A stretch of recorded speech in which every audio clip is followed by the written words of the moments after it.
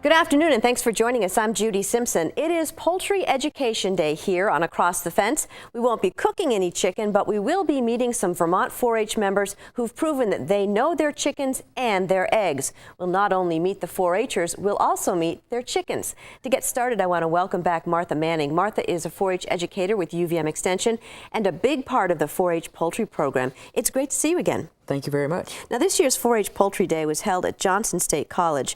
What is the central theme for Poultry Day? Poultry Day is when youth from across the state get together. They do a group of activities dealing with poultry. Some years they also have a fun activity where they may have a deviled egg contest where they bring in different deviled eggs and they sample them. This year we've focused on poultry art. But it's a learning experience for any youth who's interested in poultry. What kind of activities did they participate in this year? So this year there was a Poultry Jeopardy, where all the categories related to poultry. There were communications contests where each youth had prepared a presentation before the event and they presented to the group. We learned about poultry genetics. We also learned about breeds of ducks. We had crested pecans. We learned about using herbs in nesting boxes. And then the youth all participated in a variety of skill-a-thon stations. Okay, well, let's meet our first young poultry expert. Zach Johnson is from Tunbridge. He's a member of the Clever Clovers 4-H Club. Welcome to you. Now, what have you brought with you today? What kind of chicken is this? This is a lemon blue modern game bantam chicken. And how do you know that? What are some of the characteristics? You can see that they have really long legs. It's not many chickens have long legs. Maybe like you can them. hold them a little higher so you can see just how long those legs are. Yeah, Yeah. okay. Also, their tails are tight, not all feathered out.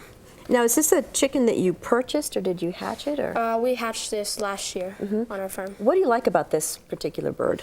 I like how they're so easy to handle, and they're not usually crazy and don't fly away. And so talk a little bit about preparing your bird for the show. How many days before the show do you get ready? We prepare the birds like all year round. We have to train them and make sure their feathers are always in good condition. So So tell me a little bit about what you do to prepare. What's important about showing your bird? We have to train them. We use mealworms so they. How do you train them? We use mealworms so they can, so they pose. They have to like reach up, and so they have good posture. And the judges look for that when they judge them. Okay. And also we have to wash them. We wash them 2 days before the show, And so they can. do chickens like to be washed? Some chickens do, and some chickens hate it. And how do you wash them? We have to be careful. Yeah, we usually put them in Rubbermaid tubs full of water, and we have soap and water, and we dip them in them, and we get under the feathers and make sure they're Okay, can you demonstrate to us how to show a chicken? Yes. So in showmanship with poultry, the judge is looking for if you can show off what the different parts of the body are for a chicken. So you'd show off like the wings and like the breast and the feet and legs, the undercolor or the feathers, and like the head and all that stuff. Now, we should point out that this was a lot of practice on your part. I mean, you've been working with this chicken for how long, just to get it used to being handled? A lot. Yeah. Yes. Like every day? Yeah, well, not exactly, but yeah. Does a show chicken require more special care than just a regular laying hen? Yes, you have to. We usually keep them in individual cages, except for in the spring when they're breeding. We usually keep them separate so they don't beat up on the other birds, and they stay in good condition for the show. And so what's the largest poultry show you ever participated in? The largest show that I've been to is the Ohio National. It's in Ohio. This year I went to it, and it had about 7,000 birds. Wow. And I got reserve champion modern game in the junior show and second place in showmanship. That's a big deal. What do you think is the most fun about showing poultry? It's fun to go to the show and see other birds, and also it's fun to go do the raffle and win stuff. Well, that's wonderful. So are you going to continue showing chickens, do you think, for a while? Yes, Awesome. Do you have a favorite kind of chicken? this modern games. Okay. Perfect. Well, it's nice to meet you. Does this chicken have a name? I know. No. It's all business. Well, Martha, as an educator, what does showing and working with poultry teach young children? Well, they learn the responsibility of caring for their animal. They learn the hard work that they have to. They have to make decisions about which birds they're going to focus on for their showing. So they learn selection. A lot of these youth have really developed breeding programs for their birds so that they can improve the birds that they have. They learn to work as a group. And it's also learning about when things don't always go your way, how to make the best of that. That's a very important skill to have. Well, let's meet another educator and 4-H'er involved in Poultry Day. Linda Birch is the 4-H educator based in Newport, and Noelani Rupp is from South Burlington, where she's a member of the Feathered Friends 4-H Club. Thank you both for coming in. And so, Lindy, do all 4-H'ers who participate in the poultry program have chickens? Not necessarily. They can participate in any of these events that we have and learn more about the poultry project and also present things on poultry. They don't necessarily have to have them themselves. They can have different kinds And of they poultry? can also have different kinds of poultry. Some of my members have turkeys, some have pigeons, many different varieties of poultry out there, ducks. So, It doesn't necessarily have to be a chicken. So, Noelani, tell me about this particular bird. This is a big bird. A little bit. This is a black Americana. His name's Rocky. He is one of the main roosters in my Americana breeding program. Now, is he a little harder to show because he's bigger? Like, will he stand and... Well, for showmanship, I wouldn't use a bird like him because, yeah, he is bigger and you're supposed to be doing things to maintain control. It's harder to control a larger bird. Obviously, he's a very nice bird. Yeah, he's but beautiful. You have to do things like flip the chicken over and show control like that and all the body parts, so it's a little more difficult to do showmanship with a bird like this. Now, I understand that you're interested in genetics. Can you Yeah. tell me a little bit about that? Well, with Americanas, I have two breeds. I do the blue-black splash Americanas and the silver Americanas, and this is part of the blue-black splash ones. They're interesting black Americanas. In order for a chicken to be black, it has two dominant black genes that influence the feather pattern. You can see here. And then with blue, black, and splash, there's a difference. There's a repressing gene called splash. And now you have a chart here that you made that actually sort of illustrates this. Yeah. Okay, can you tell me a little bit about The that? splash gene, it creates, if there's two repressing splash genes, the bird, instead of black, it's kind of a light whitish blue color with dark blue spots on it. So obviously it drastically changes the feather pattern. But if there's only one repressing splash gene, it becomes blue, which is actually the color of this chicken here. She's a little light for a blue chicken, but that's the general color. You can see the color on her head is more the color of a normal blue one. Yep. Yeah. Interesting. And so how long have you been studying genetics?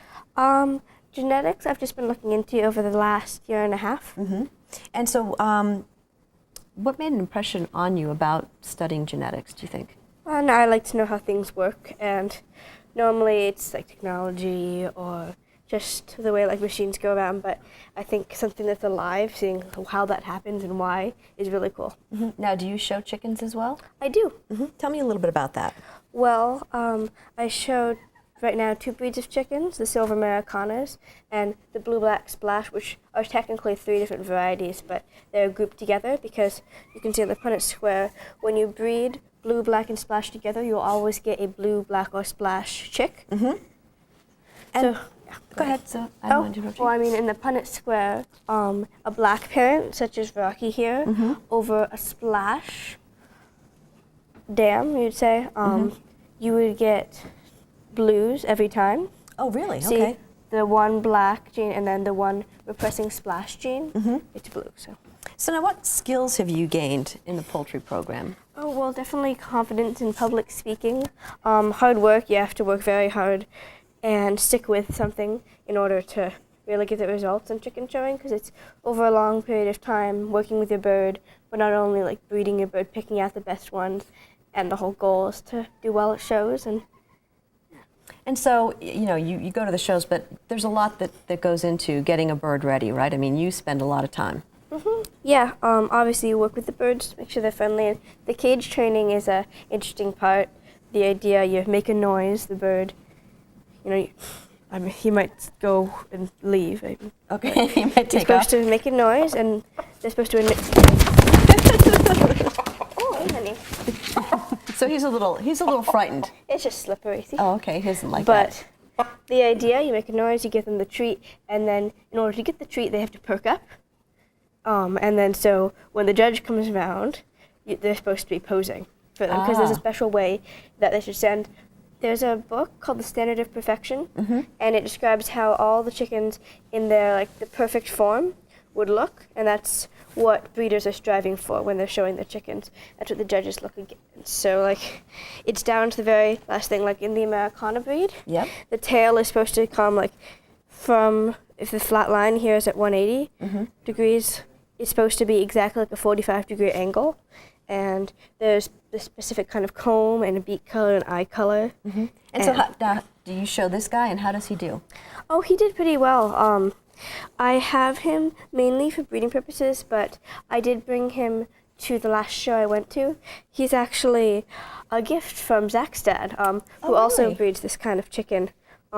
He did very well. I mean, credit goes to him, obviously, but he got reserve champion in the junior show for his class, and the classes are determined by where the bird's from for standard size. Yep. And so he seems very comfortable being handled and, very at home here. This is a kind of a strange place for him to be, but he's not upset. I don't think. Maybe you find out later. So, Lindy, are there other young people in the northeastern Vermont who participate in the 4-H poultry club? I have youth in Essex County that have poultry and show them at Lancaster Fair, but they don't actually physically show the birds.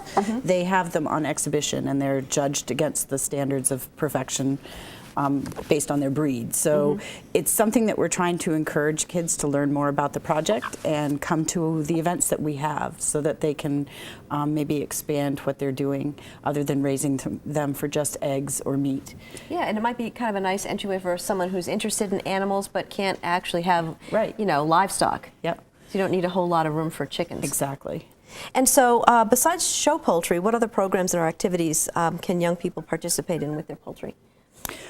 Well, as I said, they can take them to the fair and have them on exhibit for people to see. They can have a backyard business where they're raising eggs for sale, or they can raise them for meat. And we're encouraging our youth to take on small business type entrepreneurship type programs where they're learning how to breed chickens and raise them and make some money on them. And so a lot of interest comes from embryology, which is something that you've been doing for a while. Tell me a little bit about that program. Well, the Embryology project is where schools and educational settings usually take fertile eggs, and then they hatch those out in the classroom, and they learn about life cycles and how the embryo develops into the chick. And then those chicks are then either raised by 4-H families, or other families will raise those, and those are a meat type bird. But one thing that these youth do that's a little different, a lot of them keep some pretty extensive records on their birds, and not just maybe on how many eggs they're collecting from each pen, but also on the breeding history and which birds are related to which other birds. So for a lot of these kids, there's a lot of additional work that they do with their project. And so do you have any advice for anybody who might be thinking about, maybe I should have a few chickens in the backyard? What should they be thinking about if they want to think about owning chickens? They should figure out what they want the chickens for. If you want show chickens, you should go to shows or sometimes swaps and talk to people who are already showing chickens. And everyone is surprisingly happy to give you all sorts of resources. They're very excited that young people are interested in poultry. If you're interested in meat chickens, you can do some research with hatcheries online, or egg chickens, the same. And either way, it's really fun to raise animals and spend time with some farm life. Well, I want to thank you all for coming here, and thanks for bringing your chickens in. It's very educational for me anyway. I don't know much about chickens, so thank you so much. That's our program for today. I'm Judy Simpson. We'll see you again next time on Across the Fence.